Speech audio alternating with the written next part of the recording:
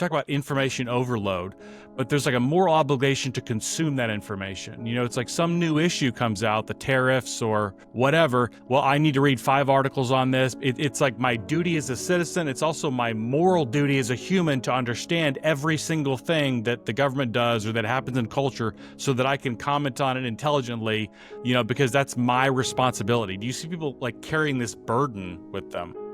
Yeah, I can understand that. I mean, when I work with people with obsessive compulsive disorder, though, they would often have really quite strong responsibility beliefs. So, you would believe that you might cause harm. And I wonder whether it's linked with that sense of fearing that you're going to cause harm unless you take responsibility for this. And therefore you have to consume all of this to make sure that you are up to date and that you don't inadvertently cause something bad to happen to somebody else. I wonder whether it is linked with that in some way. Yeah, that's very interesting. So what year did you get licensed? It was 2001. 2001, okay. 2001, yeah.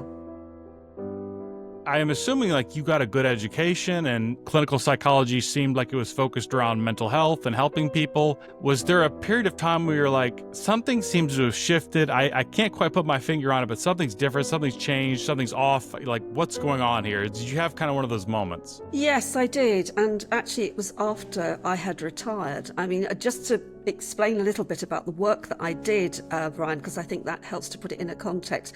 I worked in a London teaching hospital, and I worked with people with HIV, with cancer, with chronic pain. So, we're actually talking about people who are really quite sick, and some of them would have terminal illness, so you're working with palliative care.